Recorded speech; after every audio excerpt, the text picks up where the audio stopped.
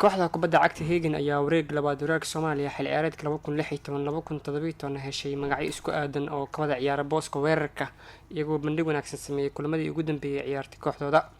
Haddaba waxaa loo soo gaabiyay CBG waxaa laga soo gaabiyay Cabdirasaaq Bile iyo Sokole Jibriil.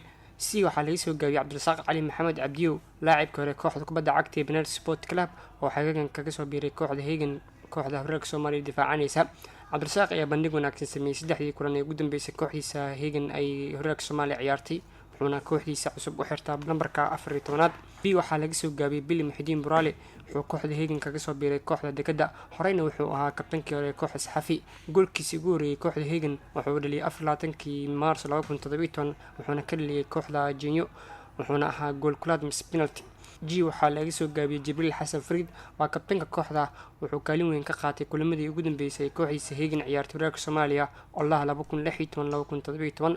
laacibkan hogaamiyay kooxda Hagen ayaa shantii kulan ugu dambeysay shabaqa gaaray isagoo goolal ka dhaliyay kooxaha bariga dhexe Penalty Sport Club, Genyo iyo sidoo kale kooxda kubadda cagta ee gaadiidka wuxuuna kooxdiisa kubadda cagta Hagen u xirtaa lambarka 10aad. saddexdan ciyaartoy waa saaxiibo isku dhow waxayna in badan mataleen qaranka Soomaaliya iyagoo hadda isku koox ay yihiin laakiin waxay qaranka Soomaaliya mataleen iyagoo kala matalaya kooxaha kala duwan. marka laga tago CBG Bile iyo Jibriil iyo Sokole Cabdiyow qaaradda Yurub waxaa ka ciyaarta ciyaartoy iyagana magacyadooda sidaas loo soo gaabiyay. waxaa laga xusi karaa horyaalka liigaha mise dalka Spain kooxaha ka wada ciyaara Barcelona iyo sidoo kale kooxda kubadda cagta Real Madrid. kooxda ka dhisan caasimadda Spain Real Madrid waxaa u wada ciyaara xidigaha loo soo gaabiyay magacyadooda BBC waxaa laga soo gaabiyay Gareth Bale oo dhashay dalka Wales wuxuuna Real Madrid u xirtaa nambarka 11aad.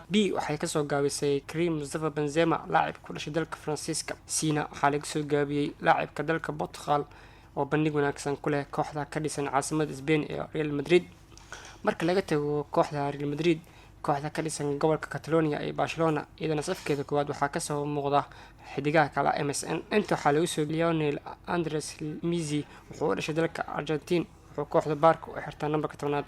waxaa laga soo gaabiyay Luis Alberto Suarez Diaz oo wuxuu u dhashay dalka Uruguay wuxuuna Barca u xirtaa nambarka 9aad. inta waxay ka soo gaabisay kooxda kubadda cagta Barcelona Neymar Silva Jr wuxuu u dhashay dalka Brazil isagoo Barca u qaata nambarka 11aad. kadib markii magacan lagu soo shaaciyay baraha bulshada sida Facebook waxaa si weyn aragtiyo kala duwan ugu soo dhiibtay taageerayaasha kala duwan iyo sidoo kale taageerayaasha kooxda kubadda cagta Hagen iyagoo magacan si weyn u soo dhaweeyay.